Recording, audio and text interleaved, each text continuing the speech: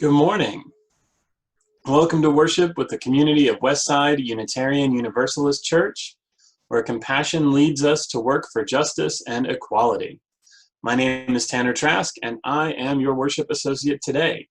I want to thank our technology helpers, especially Caroline Nixon Rodriguez, Amy Stubbs, Jana Kennard, Nikki Kennedy, and of course, Dr. Yuki Kumamoto, our wonderful pianist. Westside is a community of many beliefs, genders, and sexualities, a community of diverse cultural and racial and class backgrounds, a community of varied abilities and gifts. Some here find inspiration in the great books, others in the great outdoors, and others still in great conversations. Whoever you may be, we welcome you to, whoever you may be, we welcome you to bring your whole self in this community. If you are so moved, you can try out the chat feature on Zoom by typing in some words of welcome to both members and visitors who are joining us this morning. I see a few of you are already getting started on that. On behalf of this church community, I also say to all, welcome. Today's order of service is a PDF. A link was provided via email and will also be posted in the chat for you to download. Now, most important is simply the opportunity to be present and connected together as the West Side community. So don't worry if you don't have the order of service. We won't leave you behind.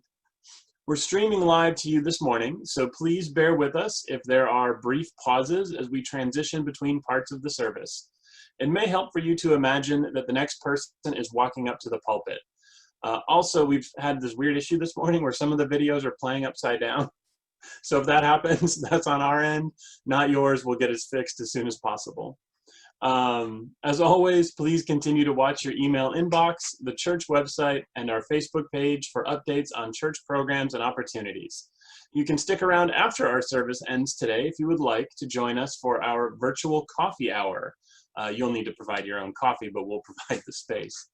A special note for today, this is our first sermon from our interim minister, Reverend Frieda Gillespie. She is currently traveling to Texas. She and her wife may literally be in the air at this moment. I don't have their itinerary in front of me, but we will be presenting her recorded words this week. So please make yourself comfortable wherever you are this morning and continue to do so throughout the service. Now, let us worship together as we listen to this morning's prelude.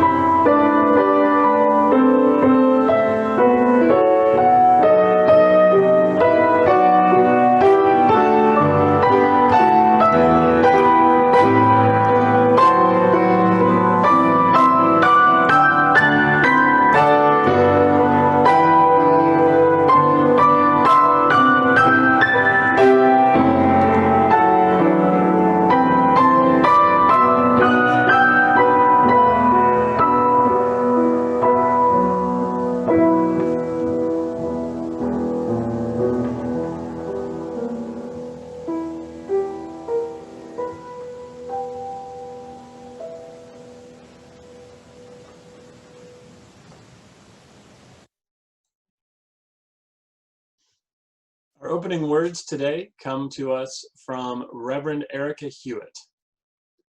As we enter into worship, put away the pressures of the world that ask us to perform, to take up masks, to put on brave fronts. Silence the voices that ask you to be perfect. This is a community of compassion and welcoming. You do not have to do anything to earn the love contained within these walls. You do not have to be braver, smarter, stronger, better than you are in this moment to belong here with us. You only have to bring the gift of your body, no matter how able, your seeking mind, no matter how busy, your animal heart, no matter how broken. Bring all that you are and all that you love to this hour together. Let us worship together.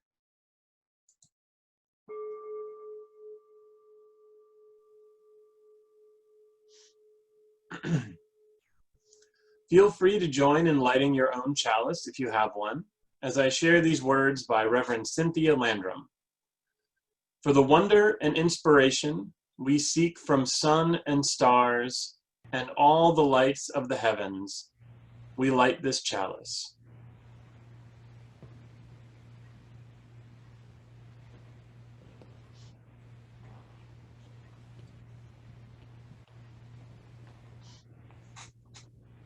Our chalice song this morning is Rise Up, O Flame. The lyrics are projected and we will sing through it twice, once in unison and once as a round.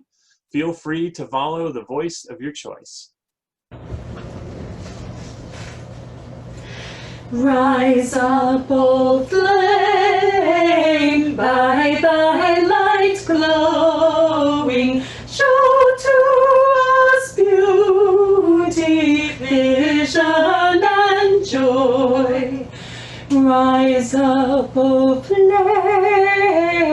rise up, O flame, show to us beauty, show to us beauty, vision, and joy.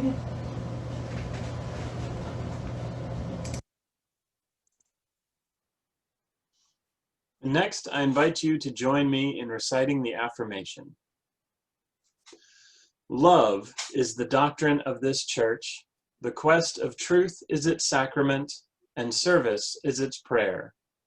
To dwell together in peace, to seek knowledge in freedom, to serve others in community, to the end that all souls shall grow into harmony with creation, thus do we covenant with one another.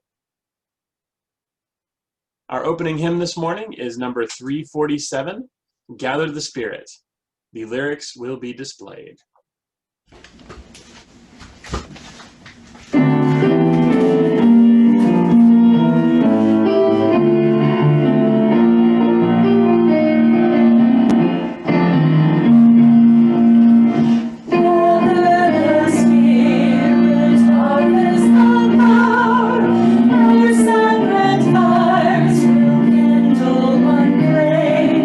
Witness the mystery of the sun.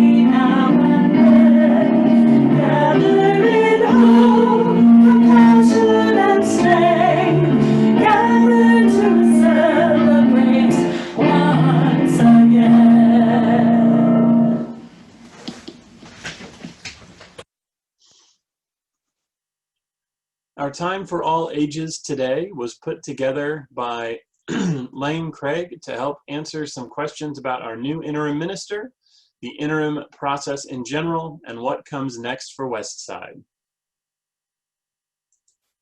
Good morning. My name is Lane Craig, and I'm a volunteer in the CRE program at Westside.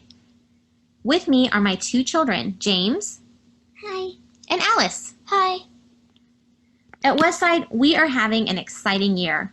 Not only are we learning how to have church online and connect with each other in new ways, but we also are welcoming our new interim minister, Reverend Frieda Gillespie. With all of these changes, some of us in CRE had questions about having an interim minister and what the next few years will look like. We reached out to our church leaders, and they were able to help. Here are questions created by Westside children and youth, with responses by some of our adults. Thank you so much to Tanner Trask, Tom Woods, and Cindy Fountain for your help with this project. What does an interim minister do? So an interim minister is like a normal minister. Reverend Frieda will be giving sermons and reflections.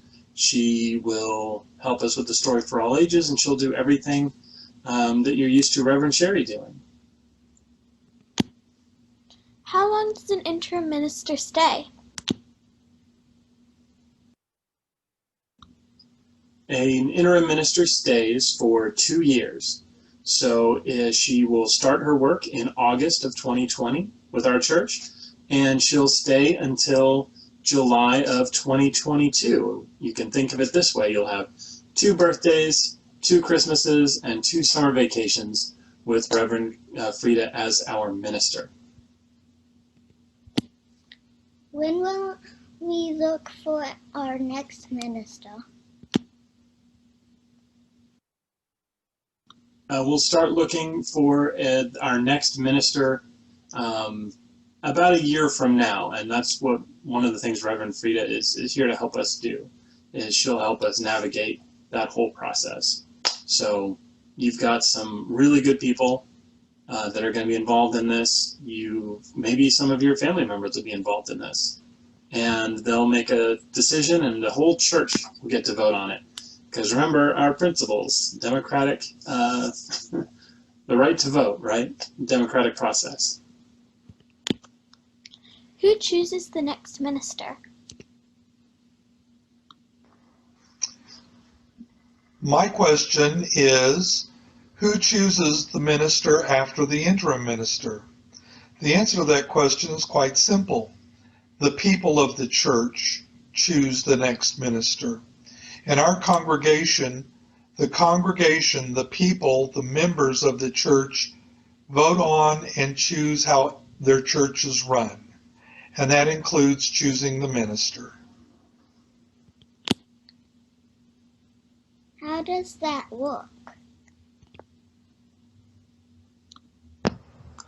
If the church is calling a settled minister after the interim minister, that minister would be chosen by church members at a meeting.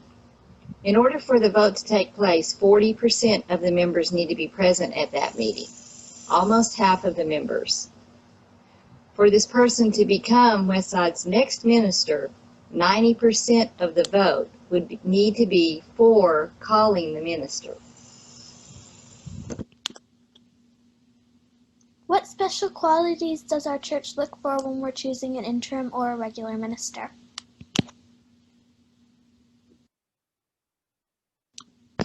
A minister who gives interesting and thoughtful reflections and sermons. A minister who values all persons' religious and non-religious beliefs. A minister who supports our children's religious education program. And a minister who cares about making our world a better place for all people, animals, and our planet. What if I have more questions? If you have any other questions, feel free. Check in with your parents, check in with your RE teachers. And if you have any more questions for me, just ask your RE teachers. They'll get them to me, and I'll be happy to answer them. Thanks.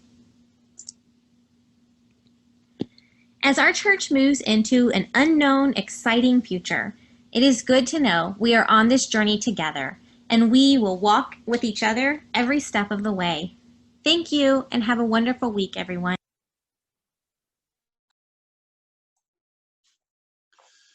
That's an awesome message for our kids who had so many questions. So thank you to our children who asked the questions, Lane for putting the video together, and everyone else who participated. Now it's time for us to share our joys and concerns. I'll share the ones first that got submitted via email or our new web form on the care and support page of the church's website.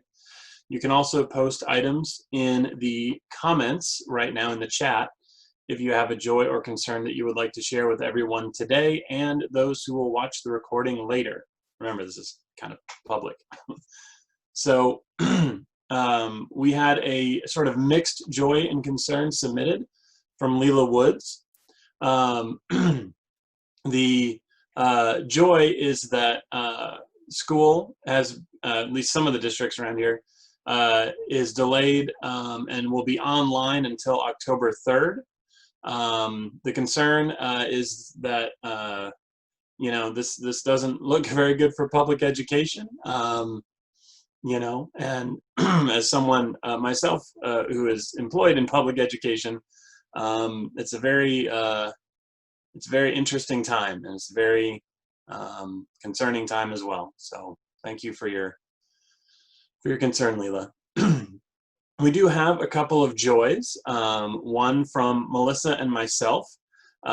We have been working with a few rescue groups in the area, and we ended up adopting a dog named Tizzy. If you are friends with Melissa on Facebook, you may have already seen pictures. But yeah, we're very excited and happy about that. A bit more exciting, though, is this joy from Aaron and Mark Hart. They had their gender reveal yesterday for the baby that Aaron is pregnant with, and they want to share with Westside that they're having a baby girl.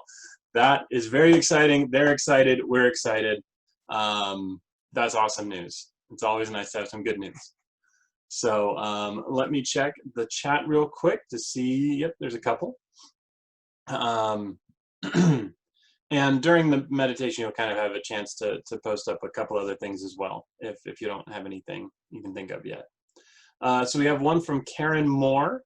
This is a concern. Keep all educators and students in your thoughts. Thank you. Especially those who have to teach in person. I have several teacher friends who have to start in a building this next week, and I'm worried about them staying healthy and safe. Yeah. Yeah, it's kind of district by district right now, and no one really knows what's going to happen. So thank you for your concern. And a joy from Kim Hart. Oh, this is a good update. Hooray. Kim's happy to report that she has returned to work after her surgery on July 14th. She donated her kidney to her best friend, Dawn. Dawn is recovering well and the kidney's working great. Thank you for that update. That's excellent news. That's awesome to hear. And a concern from Amanda Hazel. Their dog Ghost may need some more invasive treatment for his lingering health issues from his surgery 2 years ago. Yeah, so definitely our thoughts with you on that one. So sorry. Yeah, some some definite joys, some definite concerns. I mean, this is what our community is about, right? Sharing. So thank you for sharing those with us. Sharing draws our community closer together. Please know that our pastoral care associates are available to support you with deep listening and, when needed, through our InReach Fund or short-term financial support of members in need. We are all here for you. This morning's centering song is Spirit of Life. Take a moment to get yourself comfortable and listen.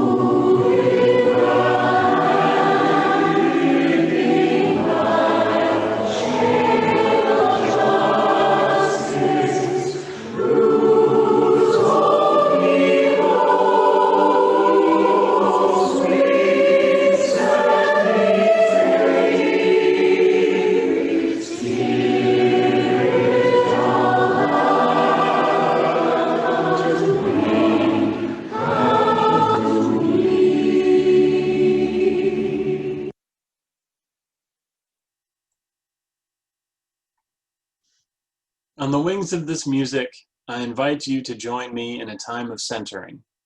Each week here at Westside, we open our hearts to those in our community who know both joys and challenges, and to all suffering beings. I'll begin with a brief pastoral introduction before we move into a time for silent reflection. I will ring the bell to signal the start of your own meditation, prayer, or reflection, and I will ring the bell again at the end. I invite you to close your eyes and check the alignment of your spine as I begin with a pastoral prayer. Spirit of life, let our hearts be full of love as we share in the joys among this community. Let our spirits reach out in compassion to all who know sorrow as well, offering a loving presence to those in pain.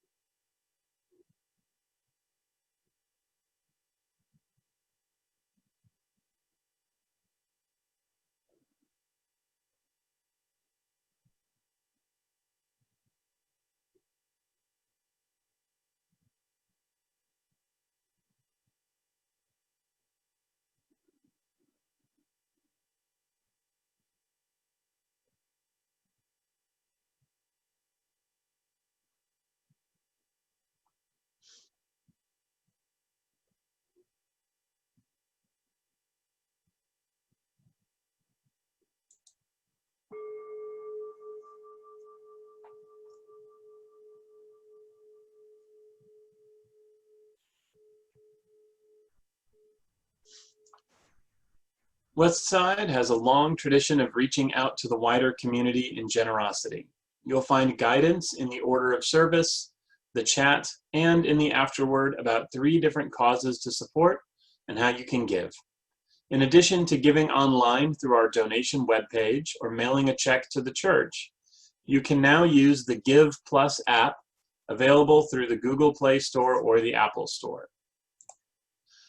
Thank you to all who are continuing to pay toward your pledge for the church, which is keeping our mission going in this time when spiritual community and support is so needed. We have also provided information about directly supporting community organizations like South Central Alliance of Churches. Links and details for giving options are provided in the order of service, the chat, and will be included in the afterward email blast early next week. We'll hear a gift of piano music from Dr. Yuki Kumamoto while members make a gift or contribute to your pledge.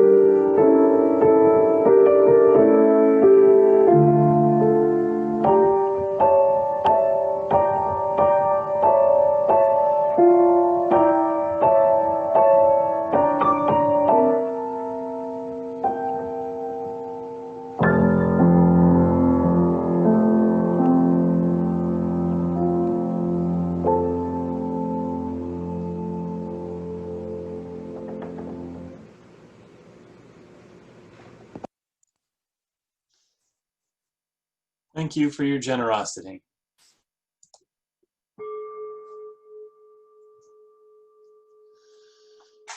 Today's reading comes courtesy of Mark Bellatini, For Religion to be Significant. For religion to be significant, it has to provide more than the comforts of community. It also has to provide opportunities for deepening, or what I call spiritual growth, and for the casting down of false images and stereotypes which hurt us all. A good religion has to open us to the real diversity of our modern world.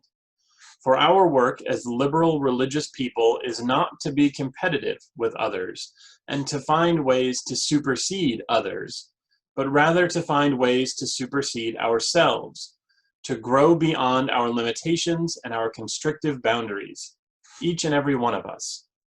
Diversity, you see, must not end up being some sort of feel-good slogan, a word we keep in our back pocket to make us feel like we're broad-minded. Diversity is a gift, but it cannot be a gift unless it is received. It is only received when there are hands and hearts open enough to receive it, and the opening of fists into welcoming hands and welcoming hearts. It's our spiritual work. And now we are excited to offer Reverend Frieda Gillespie's first sermon to Westside this morning.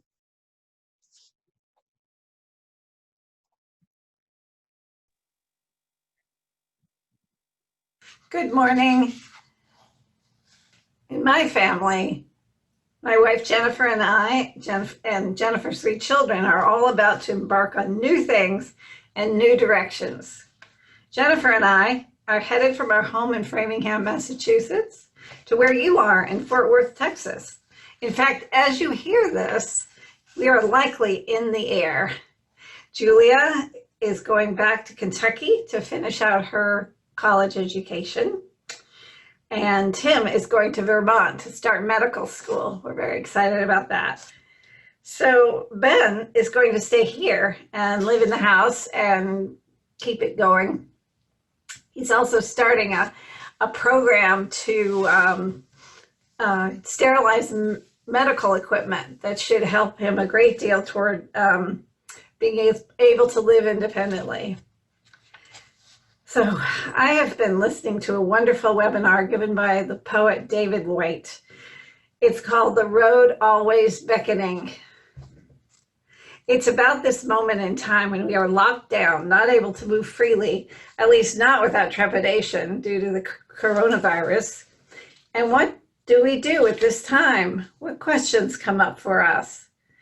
When so much of our former lives have fallen away or aside, what is left to discover? What is new to discover? In his poem, Waiting to Go On, David White evokes the sense of crossroads that we are on. Here it is, waiting to go on. It must be we are waiting for the perfect moment. It must be under all the struggle we want to go on. It must be that deep down we are creatures getting ready for when we are needed. It must be that waiting for the listening ear or the appreciative word, for the right woman or the right man or the right one, or even the right moment, just to ourselves. We are getting ready to be ready. And nothing else like this moment just before the evening light arrives, working by the kitchen window, sensing a deep down symmetry in every blessed thing. The way that everything beknownst to us is preparing to meet us too. Just on the other side of the door, someone is about to knock. And our life is just about to change. And finally, after all these years rehearsing behind the curtain, we might just be ready to go on. I love how poetry gives our life a meaning that we don't typically see or feel until we're touched by words that are real and powerful enough to be worthy of our lives. And suddenly we feel that we're worthy of much more than we've allowed ourselves to know until now. Early in our pandemic life, Lynn Ungar gave this poem called Pandemic. What if you thought of it as the Jews consider the Sabbath the most sacred of times? Cease from travel, cease from buying and selling, give up, just for now, on trying to make the world different than it is. Sing, pray, touch only those to whom you commit your life. Center down. And when your body has become still, reach out with your heart, knowing that we are connected in ways that are terrifying and beautiful. You could hardly deny it now. Know that our lives are in one another's hands. Surely that has come clear. Do not reach out your hands. Reach out your heart. Reach out your words. Reach out all the tendrils of compassion that move invisibly where we cannot touch. Promise this world your love, for better or for worse, in sickness and in health, as long as we all shall live. Change comes upon us, regardless if there's a pandemic or not. There is a flow to our lives that is undeniable.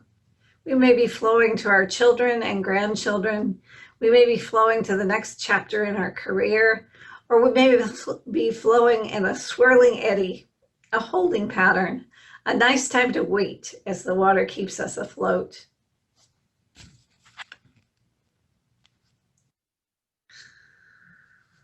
Whatever we are experiencing, can we see it as a gift, a blessing that has lessons for us?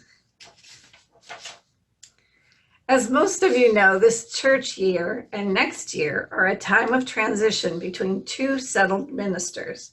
You have me, a specially trained interim minister, to walk you through this transition. There is a lot to explore at this time, and we have the time to do it. This is a gift that the virus has given us. I am interested in knowing what is important to you. Rather than following a formula, I want to see what burning questions you have. Lauren Mead, as consultant to congregations specializing in change, writes, quote, "Every congregation lives in dialogue with its past. Every congregation is strengthened immeasurably by its history, but every congregation has also been deeply wounded by its past. It is both heir and victim of its story."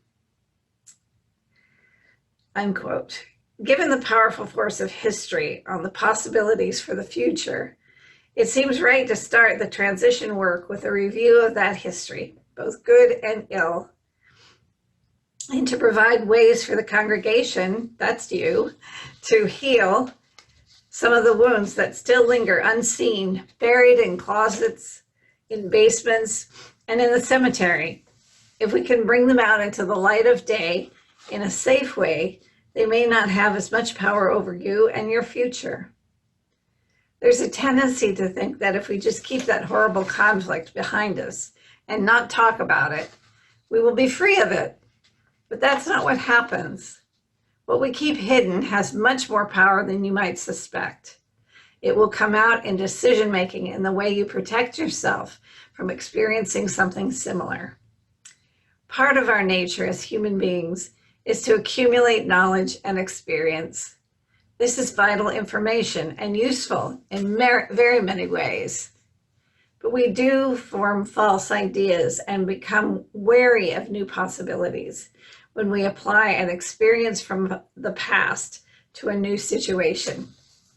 There is an old story about this, a family who gets together every week, every Sunday for dinner, and the mother who cooks the dinner makes a roast. But before she puts it into the roasting pan, she cuts the ends off of the roast. Her daughter watching this asks, "Why do you cut the ends off of the roast?" Her mother answers, "We've always done that. My mother did that, and her mother did that too." Well, her mother was still living, and she asked the question, "Why do we cut the ends off the roast?" Her mother realized she didn't know, so she asked her mother, who by now was living in an assisted living place. Her mother said, "Well, I did that because I didn't have a large enough roasting pan at the time." We may be unwittingly creating tensions where none need exist out of fear that the past will be repeated. All people experience problems and traumas in life, obviously, and how we respond and how we carry those experiences will shape the way we relate to these are new problems in the future. So one way we can help ourselves is to intentionally take a look at past traumas and reflect on them from a new perspective, a now perspective. In this way, we can begin to change how we respond to similar things in the future with a greater peace of mind. I received this quote by Pema Chödrön, an American Buddhist nun, last week. As long as we're caught up in always looking for certainty and happiness, rather than honoring the taste and smell and quality of exactly what is happening, as long as we are always running away from discomfort, we are going to be caught in a cycle of unhappiness and disappointment, and we will feel weaker and weaker. This way of seeing, referring back to seeing what is really happening, helps us to develop inner strength. And it is especially encouraging that the view that inner strength is available to us just at the moment when we think we've hit the bottom, when things are at their worst. Instead of asking ourselves, how can I find security and happiness? Pema Chödrön says we could ask ourselves, can I touch the center of my pain? Can I sit with suffering, both yours and mine, without trying to make it go away? Can I stay present to the ache of loss or disgrace, disappointment in all of its many forms, and let it open me? This is the trick. End of quote.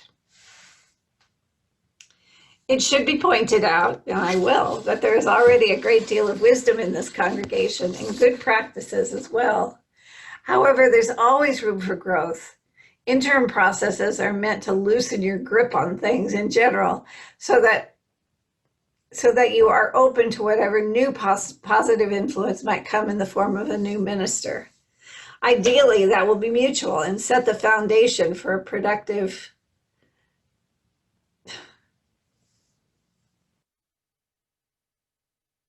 and deep relationship. Just as the Universalists make a practice of moving into current times rather than standing immovably in some fixed position or platform, we all need to be ready to respond to the particular times in the life of our church. That is what the interim time is given to you for. It is a gift of stepping back, opening up, and letting go, while at the same time acknowledging all that continues to sustain and inspire your work here. That we are living in challenging times has become somewhat cliche now.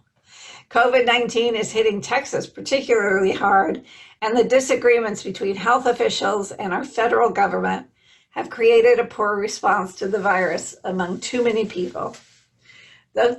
Those of us who respect science are cooperating with guidelines, wearing masks in public, washing your hands frequently, and avoiding crowds, staying home as much as it's practical, and taking precautions when it's necessary to be out in public. I will have to balance the need to get to know you quickly and the need for all of us to stay healthy. Thank goodness for Zoom as a way of getting together. But I'm almost used to seeing people that way. But I do look forward to a freer time and closer contact. For now, we will see each other and speak to each other from a distance. I also look forward to your responses to the Black Lives Matter movement. I see from your website and Facebook page that some of you are studying Ibram Kendi's book, How to Be an Anti-Racist. Although and supporting Black Lives Matter doesn't mean marching, although it can, but it definitely means educating ourselves in a true U.S. history and an understanding of what it means to be a person of color in our country. I have also been reading An Indigenous Peoples' History of the United States. So many myths are exploded in Roxanne Dunbar Ortiz's book. It isn't easy to hear the truth, even for the most liberal among us. So much has been hidden in false narratives and idealism. So much violence has been perpetrated by our revered ancestors in the name of progress, white supremacy, and religion.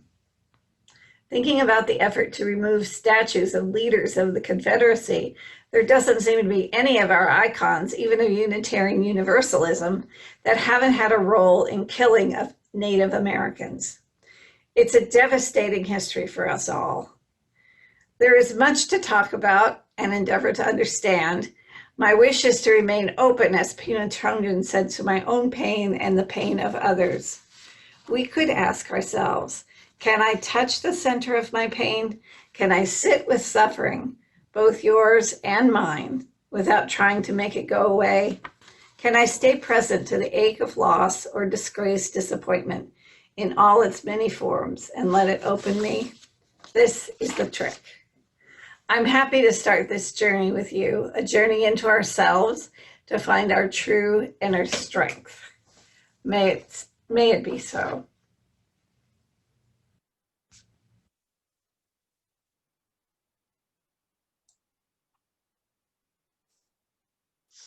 Thank you, Reverend Frieda. Her first live service will be 2 weeks from now, so be sure to come back then. Next week, you may have already seen in the foreword, Jeff Rodriguez will be delivering a classic reflection from the late West Side member Dick Trice, so another one to look forward to. But that is almost it from us. I do invite you to join us in singing our closing hymn, Love Will Guide Us. The words are projected again.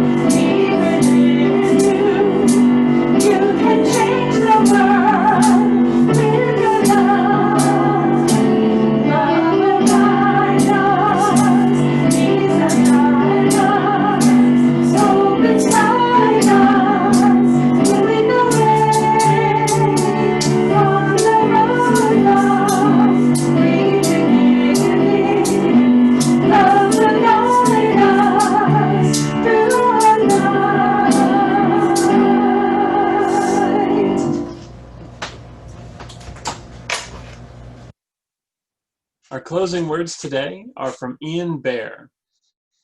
You are in the story of the world. You are the world coming to know itself. May you trust that all you will ever say or do belongs in the story of the world. You are invited to extinguish your own chalice as we reach the end of the service. And please join us in the congregational closing. Let us go in peace, believe in peace, and create peace in our lives and in the world. May it be so. And that's the official end of the service, but if you would like to stay connected for our breakout room virtual call,